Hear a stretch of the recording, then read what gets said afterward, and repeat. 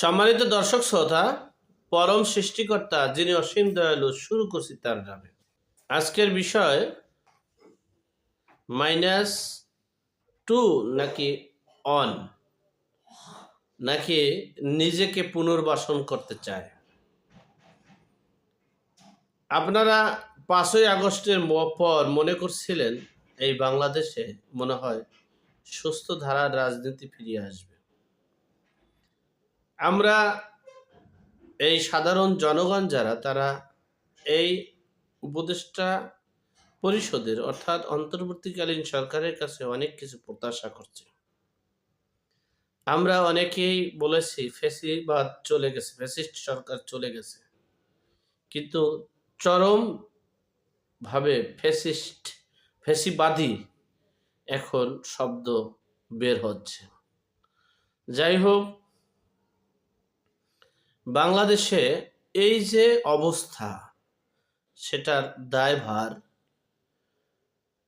বিএনপির নিতে হবে। বিএনপির কারণেই আজকে দেশের এই অবস্থা। এবং বিশ্বস্ত সূত্রে জানতে পারলাম কিছু আওয়ামী লীগের কিছু দুঃচক্রকারী, অর্থাৎ যারা অপরাধী, তাদেরকে বিএনপি লিড দিচ্ছে, আশ্রয় দিচ্ছে এবং তাদের টাকা পয়সা ব্যবহার করে আবার নতুন একটা প্ল্যান করছে। এই নতুন প্ল্যানটা হচ্ছে, তারা সমন্বয়কারী বৈষম্য বিরোধী ছাত্রদের বিরুদ্ধে একটা চক্রান্ত শুরু করেছে। আমি বলেছিলাম যে এই বিপ্লবটা হয়েছে বৈষম্য বিরোধী ছাত্ররা, তারা অপরাধীকে জেল থেকে বের করার কারণেই তাদের চরম খেসারত দিতে হবে। যারা অপরাধী ছিল তাদের বিচার হওয়ার মাধ্যমে, এরপরে আইনি মাধ্যমে তাদের বের করা উচিত ছিল। কিন্তু অতি উৎসাহিত হয়ে, অতি রঞ্জিত হয়ে যে তাদেরকে জেল থেকে বের করা হয়েছে, এজন্যই এই সমন্বয়কারীদের চরম খেসারত দিতে হবে। তাদের উচিত ছিল যারা অপরাধ করেছে, যারা অপরাধের সাথে সম্পৃক্ত, যাদের সাজা হয়েছে, বিচার হয়েছে, তারা আইনিভাবে যেটা প্রয়োজন সেটা করবে। কিন্তু এই অতি উৎসাহিত হয়ে, অতি রঞ্জিত হয়ে, আনন্দিত হয়ে সবাইকে গণহারে যে জেল থেকে বের করে দেওয়া, মামলা খারিজ করে দেওয়া, রায়কে খারিজ করে দেওয়া, এরপরে 24 জন হত্যা হয়েছে, সেই হত্যাকারীর মামলাটাই পর্যন্ত খারিজ করে দেওয়া, এর চরম খেসারত দিতে হবে সমন্বয়কারীদেরকে।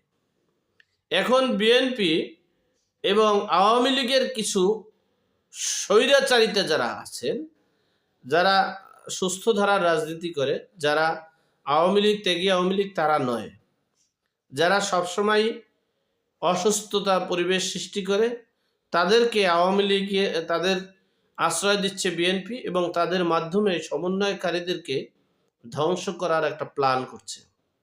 সমন্বয়কারীরা বিপ্লবী সন্তান, বিপ্লবী, তাদের এখনই সময় এই দেশটাকে একটা সংস্কার করা এবং এই দেশে একটা সুস্থ ধারার রাজনীতি ফিরিয়ে আনা এবং এই ডক্টর মোহাম্মদ ইউনূসের জীবনের শেষ চিকিৎসা এটা।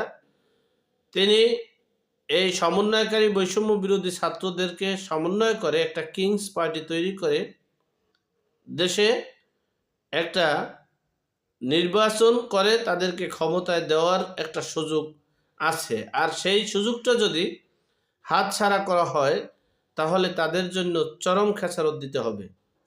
যাই হোক, সর্বোপরি কথা হচ্ছে, সমন্বয়কারীদেরকে বলবো, বিপ্লবীদেরকে বলবো এবং যারা বৈষম্য বিরোধী ছাত্ররা আছেন, তারা তাদের কাঙ্ক্ষিত লক্ষ্য পৌঁছানোর জন্য, নির্দিষ্ট লক্ষ্য পৌঁছানোর জন্য অটল থেকে এই দেশে যত অপরাধী আছে, প্রত্যক্ষ অপরাধের সাথে যারা সম্পৃক্ত আছে, সে যে দলেরই হোক না কেন, তাদেরকে বিচারের আওতায় আনতে হবে এবং এই দেশে একটা শান্তি শৃঙ্খলা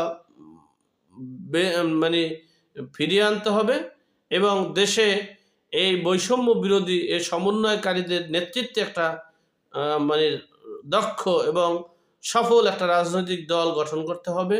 সেজন্য কে নির্বাচন চাইলো, কে নির্বাচন চাবে, কে নির্বাচন দিবে, কে নির্বাচন দিবে না, এটা আমাদের দেখার বিষয় না। নির্বাচন হলো পরে, আগে হলো দেশের সংস্কার করতে হবে এবং দেশের সকল অপরাধ যারা অপরাধের সাথে সম্পৃক্ত, সে যে দলের হোক না কেন, প্রত্যক্ষ অপরাধীকে বিচারের আওতায় এনে এরপরে নির্বাচনী পরিবেশ করে এরপরে নির্বাচনের ব্যবস্থা করতে হবে।